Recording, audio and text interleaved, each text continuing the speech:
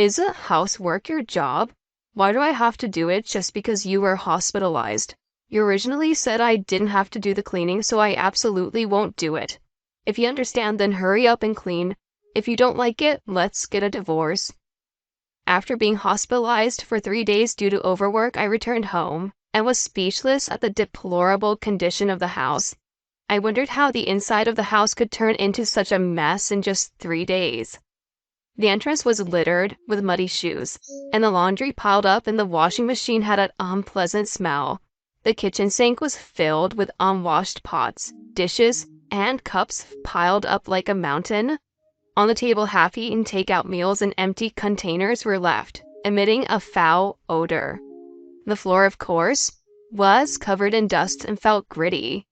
Despite the situation, my husband blamed me for not cleaning and didn't lift a finger to help. And to top it off, he mentioned divorce. I didn't want to worry my kind-hearted in-laws, so I didn't want a divorce. I was more concerned about my in-laws than my husband, so I lowered my head to him. Can't you reconsider the divorce? My husband smirked as if he had expected me to say that. Sure, if you really don't want a divorce. My name is Johanna. I love my job. And before I knew it, I was in my 40s. Even so, I didn't mind it too much, but my parents felt sorry for me and started arranging matchmaking meetings.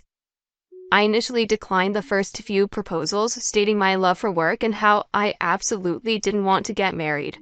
However, the last proposal they brought up was a matchmaking with my childhood friend Melvin, who lives near my parents' house. A matchmaking with Melvin, huh? They've always been kind to me, so maybe I should at least meet him. Convinced by my parents, I agreed to meet him, but it had been a long time since I had seen my childhood friend, with whom I had been matched with. My parents are busy, so we only communicated over the phone. Even during the matchmaking process, I only met with my childhood friend. He is 5 years younger than me, and when we were kids, I used to hold his hand a lot. Yeah, I used to always follow you around, right? When you were little, you were such a cute, spoiled kid that I couldn't help but tease you. That's right. It was during a summer fair when we were little. We reminisced about old memories and hit it off. Melvin said it was okay for me to continue working, so we started dating, and a year later we got married. This happened when I was 38 years old. Since we did not have a wedding, Melvin, who became my husband, met my parents only at the introduction meeting, and after that, we did not see each other very often. To make up for it, my in-laws were very considerate and caring. I had often visited my husband's house since I was a child and knew his parents well. My in-laws were very happy that I was getting married. I'm so happy that you're coming to be our daughter-in-law, Johanna. Are you really sure about Melvin? Yeah. This guy has always lived with his parents and can't do anything, you know? Melvin had never lived on his own, and he always said that his parents had taken care of all the household chores and he couldn't do anything. Even so, I thought he could manage some things. Whatever he couldn't do, I could handle. That's what I believed. However, Melvin, the washing machine wasn't running. Just putting clothes in won't do it. You have to add detergent and press the button. Oh, right. I'm sorry. It turned out that Melvin couldn't do any housework at all. I tried to teach him a few times, but he couldn't seem to remember and kept making mistakes, leaving me to redo everything.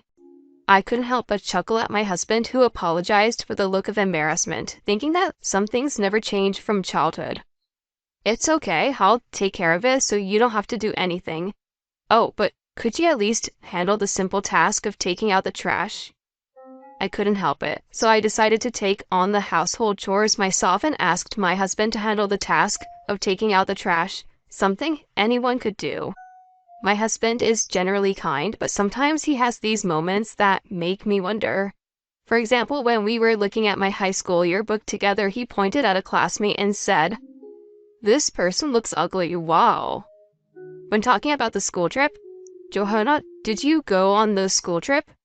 I thought you couldn't because your family was poor." He said these things seemingly without any ill intent. Even with the dishes I served for dinner, "This tastes bad. I don't want any more." He would openly express his thoughts, much like a child, and I wished he would be a bit more subtle in his words. I did bring this up with him once, but He responded with a sulky attitude and refused to listen, so it was impossible to have a conversation about it. By the time we reached third year of our marriage, my job became busier than ever during the peak season, with about a month of continuous overtime. I would come home late at night, leaving me with very little time for household chores. As a result, the house quickly became messy. "Hey, Melvin, could you help with some of the housework?" Seeing how challenging it had become for me alone, I asked Melvin for assistance, but he frowned in response. "Didn't you say I didn't have to do it? Did you forget what you told me?" He retorted this way and refused to listen. With no other option, I began waking up early in the morning and cleaning late at night, sacrificing my sleep to manage the household chores. This was amidst the fatigue from work, and one day I collapsed due to overwork while at work. I had to be taken to the hospital where I stayed for 3 days. "Johanna, are you okay?" My in-laws came to visit, expressing their concern. They brought me a change of clothes and necessary items. "I'm sorry for causing you worry. I was just a bit tired." "Thank you for the things." Melvin couldn't make it because he's too busy with work and household chores. He just dropped off the stuff at the doorstep.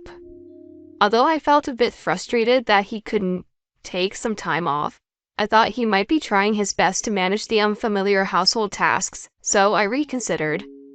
"You've been taking care of me since I was a child, haven't you?" "It's okay, it's mutual. More importantly, I'm sorry Melvin couldn't come. He can be a handful like a child, but he's a sincere boy. We're getting older and you're our only support, so please take care of him." "Of course." Despite feeling apologetic, I had no choice but to agree. My own parents traveled frequently during my childhood, so my nearby in-laws always looked after me and took me in. They were very kind and took good care of me. Because of their kindness and the gratitude I felt, I couldn't refuse their requests. However, when I returned home from the hospital and saw the state of the house, I couldn't believe my eyes. What's going on here? As I opened the front door, there were muddy shoes scattered all around, and there was no place to step. When I tried to wash my hands in the bathroom, I found a pile of dirty, smelly laundry in the washing machine that hadn't been washed. In the living room, the kitchen sink was stacked high with unwashed pots, dishes, and cups. Next to them were leftover takeout food and empty containers emitting a foul smell. The floor was covered in dust, rough to the touch. How did it turn into such a mess in just 3 days? Even though I had just been discharged from the hospital, my head was already spinning. In the living room, my husband was lying on the sofa, relaxing and asleep. "I'm home. Hey, what's all this? The inside of the house looks like a dump. How about cleaning up a bit?" As I confronted my husband, he woke up suddenly and gave me an unpleasant glare. "What's the rush? The house is a mess. Weren't you supposed to take care of things while I was in the hospital? What have you been doing?" I scolded him, and in response, my husband shouted in anger. "Shut up. Isn't housework your job? Why should I have to do it just because you decided to go to the hospital on your own? You originally said I didn't have to do any housework, so I absolutely won't. You even said you would do all the housework, so I've put up with it." My husband became furious and yelled back at me. I was taken aback by his sudden change in demeanor, but it seemed like he was very upset about being scolded by me. I had always been the caring older sister figure who would do anything if asked. So perhaps he had expected an easy life after marriage.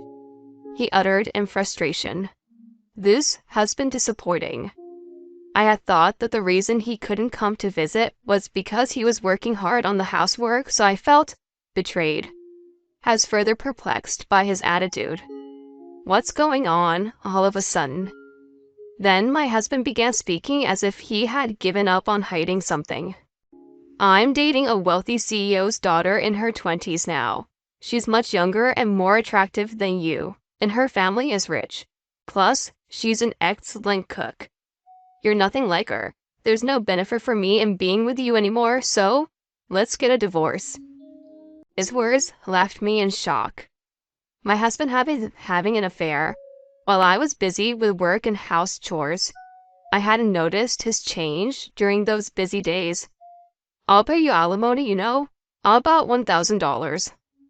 My husband, unfazed by my reaction, said with a laugh, I should probably divorce such a husband quickly. I understand that, but my in-laws were on my mind. My in-laws had asked me to take care of Melvin. If I divorced him in this state, it would only burden my elderly in-laws. Thinking about that, I couldn't bring myself to agree to a divorce. Could you reconsider the divorce? When I lowered my head to my husband, he gave me a triumphant look. I didn't know you liked me that much. Fine, we won't divorce, but you'll do all the housework, from taking out the trash and everything else. I won't do anything. Also, I plan to quit my current job and change careers, so you'll have to cover all the living expenses during that time. Oh, and improve your cooking skills. If you can't accept these conditions, then it's divorce. Understood? Reluctantly, I accepted these terms, feeling like a servant. A week later, my in-laws who came to check on me visited my home, so I opened the door. Johanna, how are you feeling? When my parents-in-law saw my face, they turned pale. Is something wrong? Never mind that. Just look in the mirror. Being dragged by my mother-in-law, I went to the bathroom and looked in the mirror as instructed.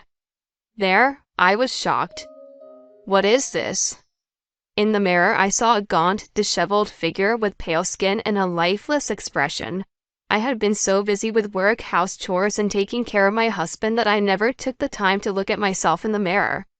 To think I looked like this. My parents-in-law, upon seeing my condition, cried, I'm so sorry, Johanna. You should just leave Melvin. We are truly sorry for burdening you. You don't need to worry about us. Please, divorce that guy. They repeated their apologies many times.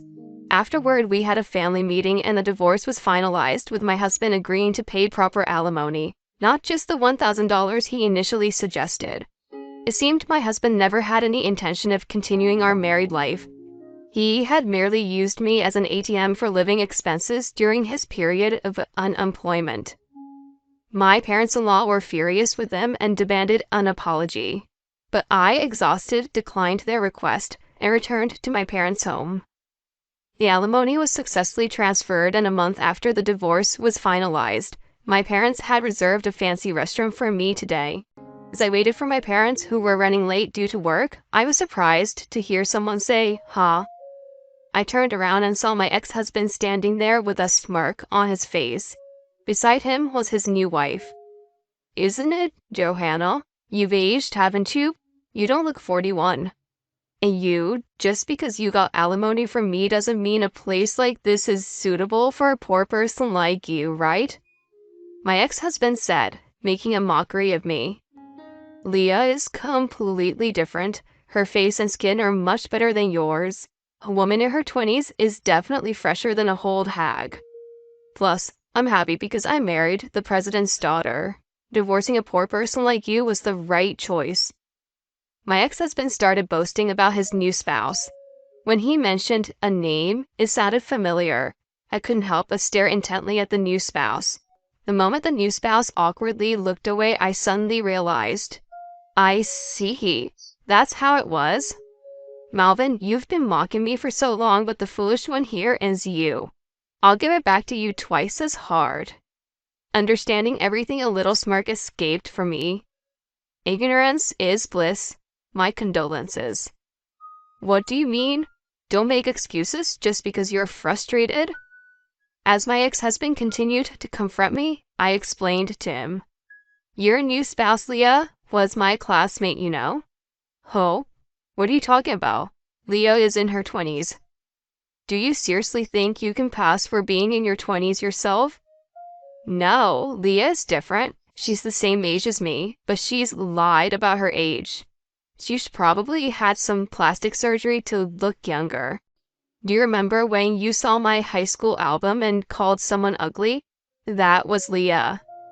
I recognized her because there's a resemblance. Saying this, Johanna's husband looked wide-eyed at his new spouse. No, you've got it wrong. as the new spouse denied it. While acting suspiciously, I managed to guess her personal information. Come to think of it, you had a distinctive mole on the back of your neck, didn't you? I remember because our classmates used to tease you about it. Upon hearing their accusation, the husband turned pale. It seemed to be true. When confronted by her husband, the new spouse confessed. It turns out, the new spouse had a complex about her face and ended up repeatedly getting plastic surgery, leading to a dependence on it. She also lied about their age. My ex-husband was dumbfounded by the confession of his new spouse, but, "Oh, I have more money than you," he shouted. I sighed at my ex-husband's words. "It seems like you've been mistaken for 41 years, but I'm not poor. My parents were busy running a company, that's all. In other words, I'm a president's daughter and our family is reasonably well off." It seems my ex-husband used to think of me as a poor child who was often left in others' care when I was young, assuming my parents were desperately working. However, it turns out it was my ex-husband's parents who received financial support by taking care of me. While my parents' house was small for our family to live in, they mostly stayed at the company overnight, so the house was originally purchased for my use by them. By the way, the reason I worked so hard was not because I was poor, but because I didn't want to lose to my parents. I wanted to show them I could succeed on my own. When I told him this, my ex-husband was in a state of shock. That's when my parents arrived. I've heard everything. Dad is furious and giving a lecture to my ex-husband. Mom is smiling faintly, but it's the face she makes when she's angry. In this unexpected situation, my ex-husband turns pale and panics. Then the surprised manager arrives due to my dad's orders and tries to kick them out. "What are you doing? Leah is the president's daughter, you know. Yet, do you really think it's okay to treat her like this?" In response to the shouting ex-husband, my mom chuckles. "You don't know anything, dear. Her family's in the red and on the brink of bankruptcy.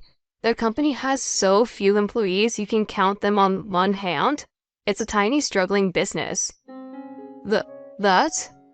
My mother revealed the truth, and my ex-husband and his new spouse seemed on the verge of starting a fight, eventually being escorted out by the manager. I couldn't help but think, serves him right. Afterward, my parents sincerely apologized to me. My parents talked about how they pushed for my marriage to my ex-husband just because his parents were nice people. I didn't blame my parents because I had similar thoughts. Furthermore, they insisted that next time they would find someone good, but I politely declined. I'm already in my 40s, my career is going well, and I've built a solid professional foundation. From now on, I intend to live my own life and entrust any good encounters to the course of destiny. A year later, I received a message from my ex-husband.